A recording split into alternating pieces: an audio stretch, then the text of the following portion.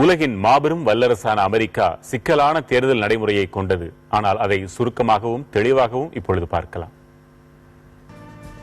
அமெரிக்க அதிபர் தேர்தல் பல கட்டங்களை உள்ளடக்கியது. முதலில் நடப்பது வேட்பாளர்களுக்கான தேர்தல். அமெரிக்காவின் இருவரும் கட்சிகளும் தங்களது வேட்பாளர்களை தேர்வு செய்வதற்காக காக்கஸ், பிரைமரி என இரு வழிகளில் ஒவ்வொரு மாநிலத்திலும் தேர்தல்களை நடத்துகின்றன.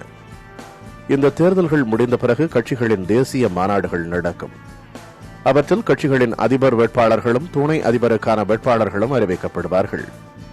அதிகாரப்பூர்வ அறிவிப்பு வெளியானதும் அதிபர் வேட்பாளர்கள் தொலைக்காட்சிகளில் நேரடியாக விவாதம் செய்வார்கள். இதையடுத்து நவம்பர் மாதம் முதல் திங்கட்கிழமைக்கு அடுத்து வரும் செவ்வாய்க்கிழமை அன்று அதிபர் தேர்தலுக்கான வாக்குப்பதிவு நடக்கும். இதில் வெற்றி பெறுபவர் ஜனவரி மாதம் 20ஆம் தேதி அமெரிக்காவின் அதிபராக பொறுப்பேற்பார். 2016ஆம் ஆண்டுக்கான தேர்தலை பொறுத்தவரை ஜனநாயக கட்சியும் குடியரசுக் கட்சியும் வேட்பாளர்களுக்கான தேர்தல்களை ஒவ்வொரு மாநிலத்திலும் நடத்தி வருகின்றன.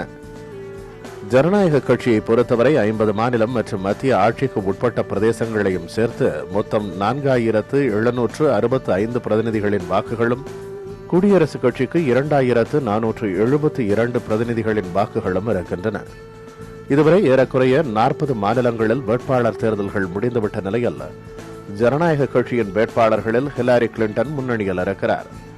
அவருக்கு இதுவரை 2164 பிரதிநிதிகளின் வாக்குகள் கிடைத்திருக்கின்றன. அவருக்கு அடுத்தபடியாக சாண்டர்ஸுக்கு 1355 வாக்குகள் கிடைத்திருக்கின்றன. குடியரசுக் கட்சியை பொறுத்தவரை டொனால்டு டிரம்ப் 987 பிரதிநிதிகளையும், டெட் குரூஸ் 562 பிரதிநிதிகளையும், காசஸ் 153 பிரதிநிதிகளையும் பெற்றிருக்கிறார்கள். தற்போது இருக்கும் நிலவரம் தொடர்ந்தால் ஜனநாயக கட்சி சார்பில் ஹிலாரி கிளின்டனும், குடியரசுக் கட்சி சார்பில் டொனால்டு டிரம்பும் அதிபர் தேர்தலில் போட்டியிட வாய்ப்பு இருக்கிறது.